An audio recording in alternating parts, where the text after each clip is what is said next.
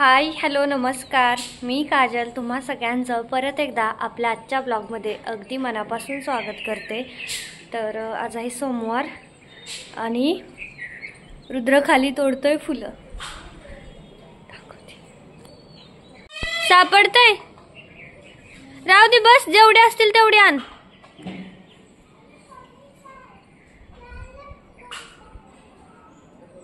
हा बस बस ये। हा हे ब्ल्यू कलरचं आण ना निकिता मावशीच्या झाडाखालचं, गोकर्णचं गोकर्णचं।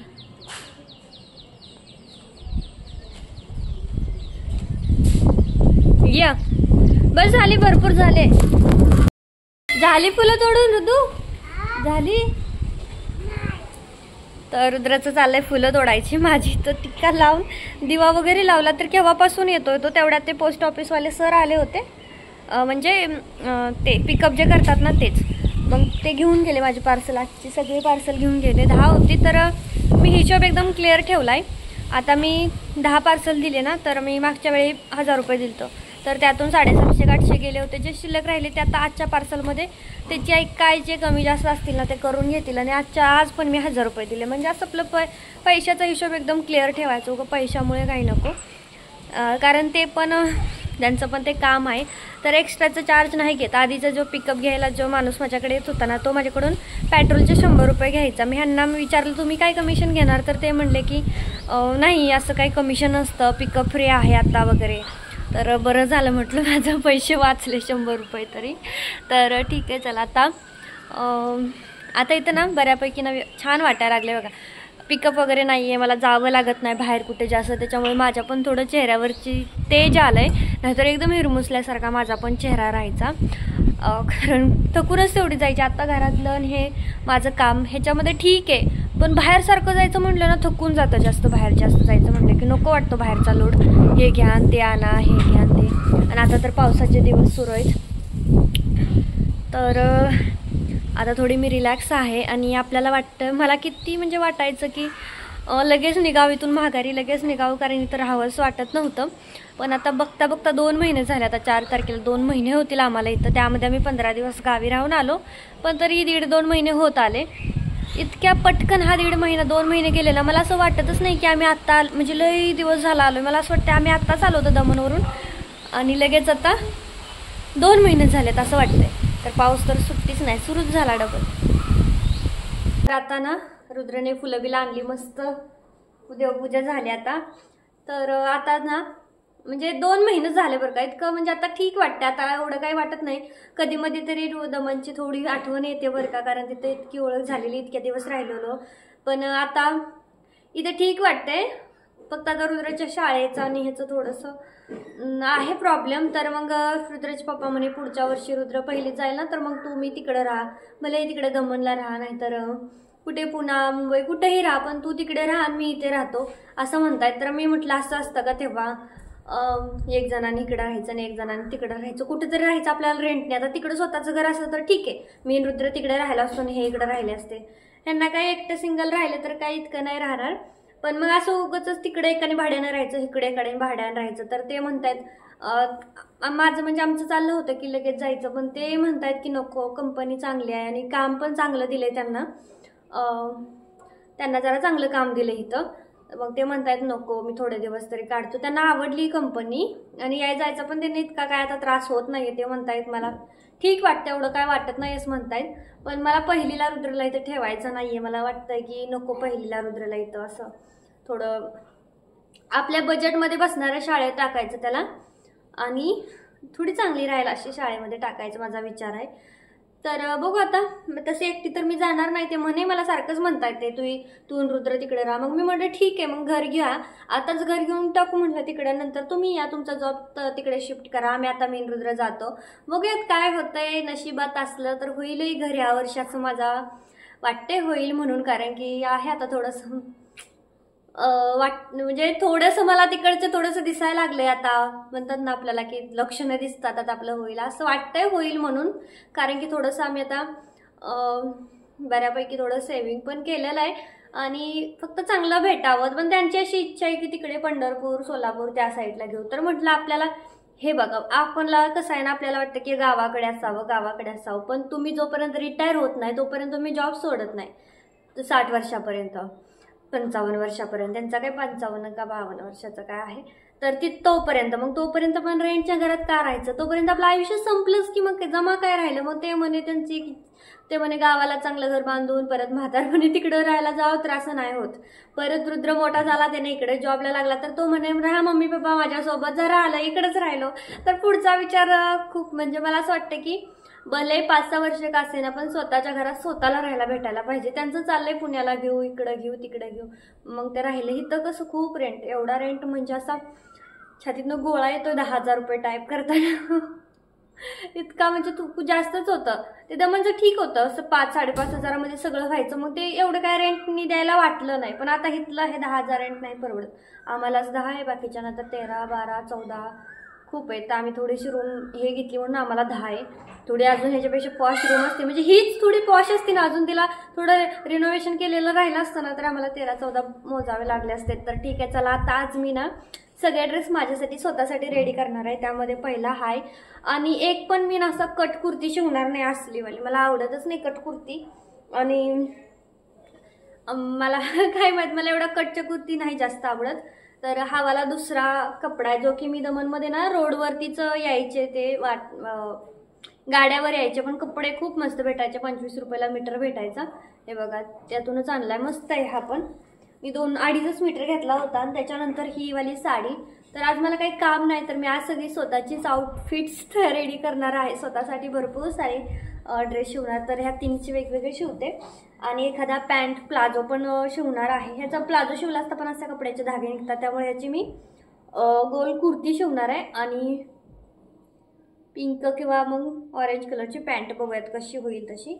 आणि ह्याचा मी नायरा कटवाला राहतो ना, तो आलिया कटवाला थोडासा मधून, तर तसा शिवणार आहे. आणि हा फुल 1 पीस राहणार आहे. चला सुरुवात करती मस्त एका नवीन दिवसाची. रुद्रची थोडी तब्येत ठीक नाही, औषध पाजलंय त्याला, थोडासा ताप आल्यासारखा झालाय. काय करतोय तर त्याला भरपूर फ्रेंड लोक भेटले, त्यामुळं लगेच हिथं नाही, पण येत आहेत ना मुली, ज्या इथे एक्झॅक्ट इथं नाही राहत, थोड्या लांब राहत आहेत, मग त्या तरी आमच्या घरी येत आहेत ना, तर आम्ही तर त्यांच्या घरी जातोय. मग ते पावसात खेळणं आणि त्याला थोडासा ताप भरला आज, बाहेर आहे, काय करतो बघ. तर फायनली मी याची चोरी केलीच. खूप वेळा चोरी करायचा प्रयत्न केला बरं का. इथं भाजीला जातो, तिथे एक आहे दुकानाच्या समोर, तोडतो, तुटायचंच नाही. ती प्रत्येक वेळी गेलं की मी निकिता तोडतो चोरी करण्यासाठी. तर घ्यायचं म्हटलं तरी आपण विचारून पण घेऊ शकतो, पण चोरून घ्यायचं असतं. हे मनी प्लांटला चोरून घ्यायचं असतं. बऱ्याच जण नर्सरीतून सुद्धा आणत नाही, कारण ती चोरावं लागतं त्याच्यासाठी. तर मी फायनली याची चोरी केली, आणि चोरी केल्याचा आनंद होतोय मला. खरंच. तर मला हे पाहिजे होतं, कारण की ह्याने ना खूप छान पॉझिटिव्हिटी राहते घरामध्ये. दमनमध्ये पण मी जे लावलं हे मनी प्लांट, तिथून नंतर माझे इतकं सर्व चांगलं झालं. मी एकदम मस्त माझे ग्रो करायला लागली छान. आणि इथे सुद्धा आता हे मनी प्लांट आले, त्याच्यामुळे इथून पुढे इथेही मी चांगली ग्रो करेल. म्हणजे अशीच एक आशा आहे, बघू आता. शेवटी मेहनत महत्त्वाची असते, पण ठीक आहे, मला हे पाहिजे होतं, मला खूप आवडते घरामध्ये. दमनचं आणणार होते, बॉटलमध्ये होतं, पण ते खूप मस्त असं वरती गेलं होतं. तर मग म्हटलं आमच्या नंतर जे येतील ना ते ठेवून घेतील, त्यांच्या ह्यानं ठेवलं तर काढून टाकलं तर त्यांच्या मनाने ते बघतील काय करायचं ते. म्हणून मी सगळे अर्ध्यापेक्षा जास्त झाडं तिथंच ठेवली होती ना, अर्धीच घेऊन आले. तर आता हे मनी प्लांटला मस्त लावून ठेवते, मी किचनमध्येच लावणार आहे याला. तर आता मी इथं ना पिको करत होते, माझं पिकोचं फूटच सापडत नाही या शिफ्टिंगमध्ये. कुठं गेलं मी, किती शोधलं त्याला प्रचंड. आणि मशीनसोबत आलेली वस्तू ना ही जास्तच टिकाऊ राहते, आणि मला इतकं वाईट वाटत होतं. मी किती शोधलं असेल ते फूट ना, प्रचंड शोधलं. फायनली ऑनलाईन मागवलं. 30 रुपयाचं फूट आहे, दुकानात कुठेच भेटत नव्हतं. आम्ही किती फिरलो, कारण की हे ऑटोमॅटिक मशीन आहे ना, मोठ्या मशीनचं भेटतं फुल शटलच्या, पण या मशीनचं नव्हतं भेटत. शेवटी ऑनलाईन मागवावं लागलं. 150-140ला भेटलं मग 30 रुपयाचं फूट, आणि आलं होतं फायनली. कारण हा टॉप मला केव्हाचा मी शिवून ठेवला आहे, तर त्याला पिको नव्हता म्हणून मी डिस्पॅच केला नव्हता. आणि एक स्कर्ट होता, त्याला पण पिको करायचा होता. ह्याला कसं डबल फोल्ड करू शकतो, पण पिको केल्यानंतर जास्त छान लुक येतो. आणि आज फायनली आलं. तर ही मशीन मी अजून पण टीपॉयवरतीच ठेवली, कारण की तो टेबल आहे ना, तो मी कटिंगसाठी आणि इस्त्रीसाठी करून घेतला. त्याच्यावर पटपट उरकतंय ना म्हणून, आणि मोठा पण आहे. आणि ही मशीन जास्त यूज होत नाही, तर मला ना अजून एक शिलाई मशीनचं कोलॅबरेशन आलं आहे. बघूयात आता ती मशीन कशी येते काय. जर ती चांगली राहिली तर मग बघू, पुढचं पुढं. तर खरंच ज्यावेळेस आपण सुरुवात करतो त्यावेळेस आपल्याला वाटतं की किती कठीण आहे, पण ज्यावेळेस आपल्याला थोडं पुढे जातो, ग्रो करतो ना, त्यावेळेस आपल्याला स्वतःहून लक्ष्मी आपल्याकडे येत राहते. जसं की कोलॅबरेशन्स येत राहतात, पेमेंट येत राहतं, सगळंच येत राहतं. त्याच्यामुळे मला वाटतं की काही ना काही केलं पाहिजे. तर चला आता मी हे पिको करून घेते या ड्रेसला.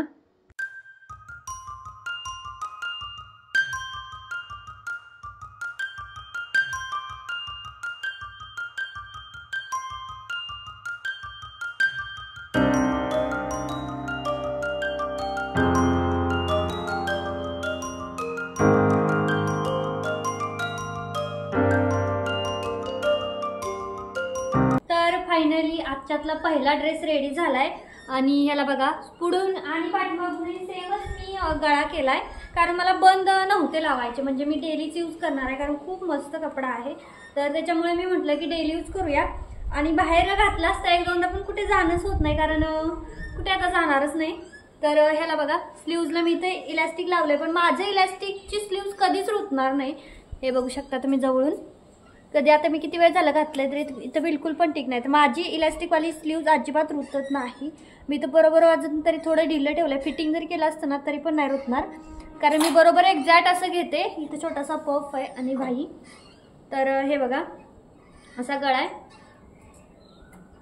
आणि कपडा खरंच खूप जास्त छान आहे. आता जॉर्जेट आहे तर कलर जायचा आणि प्रिंट जायचा प्रश्नच नाहीये. आणि घेर तर भरपूर, हे बघा घेर एवढा घेर आहे. जर मी प्लेट टाकून शिवला असता ना तर इतका घेर आला नसता जेवढा मी आता लेअर करून घेतला ना, तेवढा खूप जास्त घेर आहे याचा. आणि आतमध्ये मी अस्तर पण टाकलंय क्रेपचं. तर हे बघा इतका मस्त झाला ना ड्रेस. त्या दिवशी मी जे अनबॉक्सिंग केलं होतं ना तर त्याच्यामध्ये सेम हा असा एक ड्रेस होता. मी म्हटलं नव्हतं मला खूप आवडला, तर मग मी ते सेम शिवायचा प्रयत्न केलाय, कारण याच्यामध्ये इतके माझ्याकडे पॅटर्न आहेत ना. अशी जगा इथे अशी प्लेटवाली स्लीव्ज राहते ना, एवढी ती खूप सुंदर दिसते. आणि पुढे असे ना नॉड करायची, गॅदर्स अशी इथं कमरेमध्ये करायचं आणि मग इथून प्लेट टाकून वरची दोरी बांधली ना की इथं असं प्लेट तयार होतात. असं गॅदर्स बनतात इथं असं. हे बघा इथं असं ना थोडेसे असे गॅदर्स बनतात असे.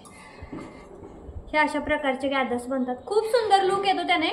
पण ते कसं ते फक्त फॅन्सीसाठी ठीक आहे, कम्फर्टेबल वाटत नाही त्याच्यामध्ये. म्हणून मग मी आता ऑर्डर येताना मी सांगेन कुणाला की अशी पाहिजे तर अशी पण भेटेल. आणि म्हणून मग मी ते लावलं नाही, तर काय फक्त 2 नॉड लावायचे होते, झालं. बांधलं की हे वरती येतं. खूप सुंदर दिसतो लुक. आणि हे बघा त्याचा मी आता ना थोडासा हे जे उंचीचा पार्ट आहे थोडा कमी घेतलाय, त्याच्यामुळे खूप मस्त रेडी झाला आता. आणि फिटिंग तर इतकं प्रॉपर आहे माझा ड्रेस, तर मला ना डोळे झाकून पण मी फिटिंग केलं ना तरी तो परफेक्टच होतो. ऑनलाईनवाले ड्रेस ना मला किंमत कमी राहतात, ड्रेस पण छान राहतात, पण मला स्वतःलाच अनकम्फर्टेबल वाटतं त्याच्यामध्ये. जेवढा आपण शिवून जेवढा कम्फर्टेबल वाटतो ना तेवढा नाही. तर ह्याचा अस्तरचा घेर आहे ना तो वेगळा आहे आणि मेन फॅब्रिकचा वेगळा आहे. खूप सुंदर झाला आहे. तर मला तर प्रचंड आवडला. तुम्हाला कसा आवडला कमेंटमध्ये, तुम्हाला आवडला का नाही मला कमेंटमध्ये सांगा. आणि असं वाटतं की ठेवून द्यावा आणि कुठेतरी बाहेर गेली नाही एकदा मग मस्त 1 पीस घालावा, त्याच्यानंतर घरात घालायला करावा. कुठे जायचं आता. तर बघा आज मी तर ड्रेस घातला ना, आत गेली तर मोर आलाय. दिवसभर येतोच येतो, पण पीस काय देत नाही. कुठे निघाला बाबा, नाही येत तुझ्याकडे. गेला वरती जाऊन पण अजून फुलवायचा आहे. रुद्रेला खूप आवडतायत, म्हणजे आला नाही मोर तोपर्यंत मम्मा मोर आलाय करत घेऊन जातोय.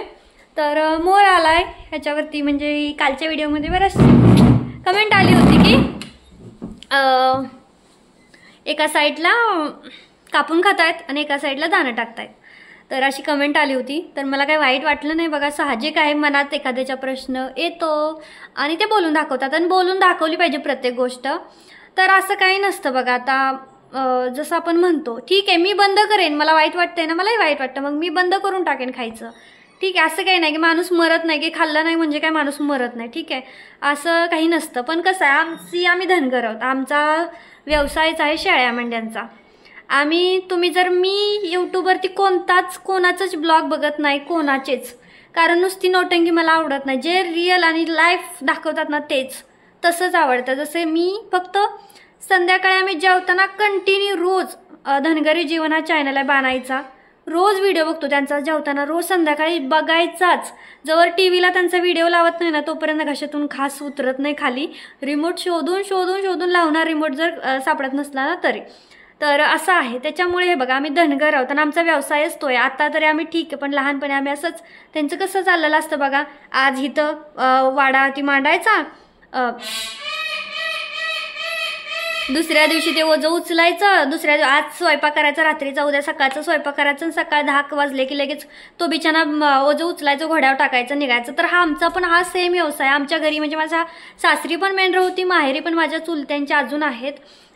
माझी काय नाहीत, माझा वेगळंच आहे. ते खूप परिस्थिती आमची म्हणजे जाऊ द्या, पण माझ्या सासरी पण होते. आत्ता माझं लग्न झालं ना तेव्हा पण होते. आत्ता मी ना विकून टाकली, थोडी होती ना. ते माझे जे सगळ्यात मोठे दीर आहेत ना ते तिकडे मेंढराच्या इकडेच असतात, त्याच्यामुळे त्यांना शाळा शिकता आली नाही. त्यांनी मेंढरं राखली म्हणून ह्या दोघांना शाळा शिकता आली, जॉबला लागले.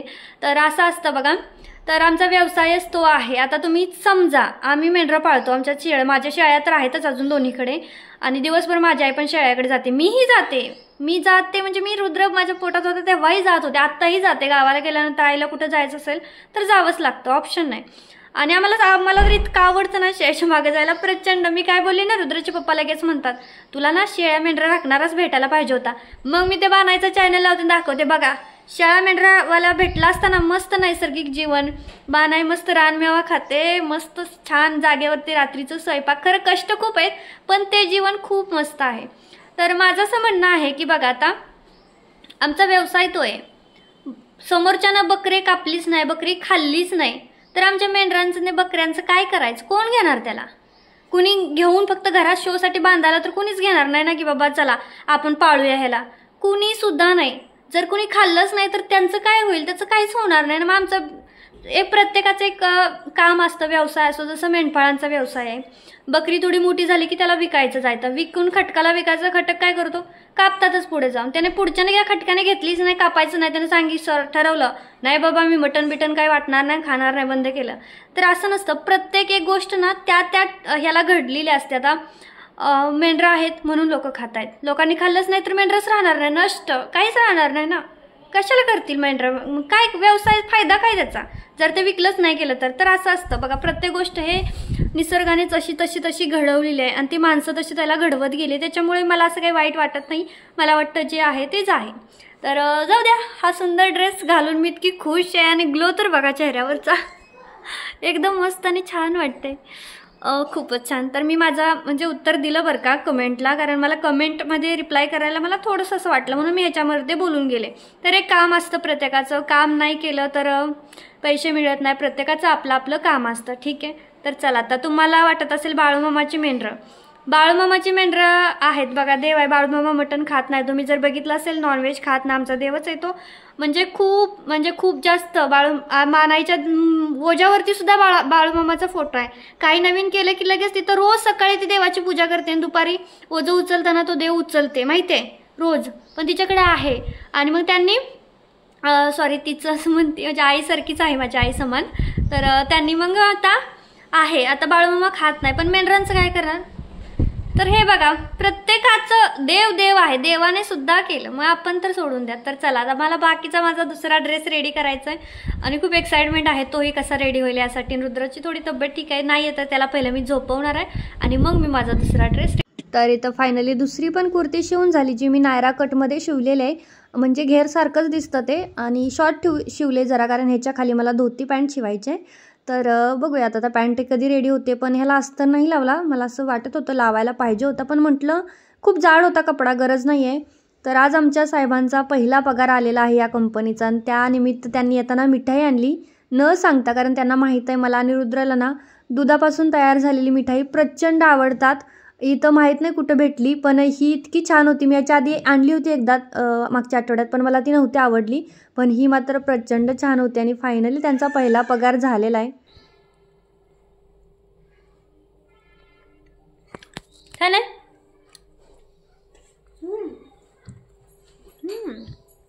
मस्त. तुम्ही नोकरी करा, करू नका, गव्हर्नमेंट नोकरी करा, कुठलीही करा, प्रायव्हेट करा, हवं तर घरातून पैसे कमवा, पण तुम्हाला कामं ही घरातली करावीच लागतात.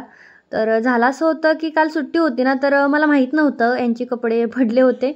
युनिफॉर्म 2 ह्यांना कंपनीचा युनिफॉर्म आहे आता, त्याच्यामुळे मग ते धुवावं लागतं, तर माहीतच नव्हतं. तर आल्यानंतर मला म्हटले तू माझा युनिफॉर्म धुतला नाही, आणि मग मी संध्याकाळी दोन्ही पण युनिफॉर्म सोबतच टाकून दिले आणि 30 मिनिटाचा जो काही टायमर आहे ना तो लावून घेतला. त्यांची कपडे खराब नाही होत, पण खूप वेळ बसमध्ये खूप वेळ बसावं लागतं, त्याच्यामुळे मग पसीना घाम खूप येतोय आणि मग वास मारतात कपडे, त्याच्यामुळे मग मी धुवून टाकते, रोजचं रोज धुते.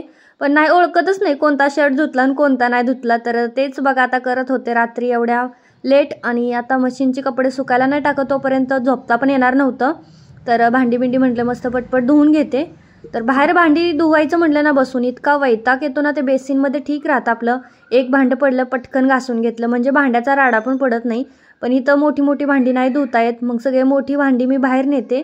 म्हणजे संध्याकाळच्या चहापासूनची भांडी आहेत एवढी, जास्त काही भांडी पडत नाही माझी, पण संध्याकाळच्या स्वयंपाकाची जास्त निघतात, कारण संध्याकाळचं मग एकच टाईम असा असतो की आम्हाला खूप काय काय बनवून खाता येतं. मग एखादी एक्स्ट्रा काहीतरी बनवते, जसं काही पण बनवते वेगळं जेवणासोबत, जेणेकरून संध्याकाळचं मस्त जेवण होईल. सकाळचं तर काय मीन रुद्र असतो, मग आम्ही काय पण करून खातो. तर त्यामुळे तर चला आता पटपट भांडी धुते. आजचा ब्लॉग इथंच थांबवते. कसा वाटला कमेंटमध्ये नक्की सांगा. आवडला असेल तर लाईक करा, शेअर करा, आणि चॅनलला अजून सबस्क्राईब नसेल केलं तर सबस्क्राईब करून खूप सारं प्रेम द्या. भेटूयात उद्याच्या ब्लॉगमध्ये. चलो बाय.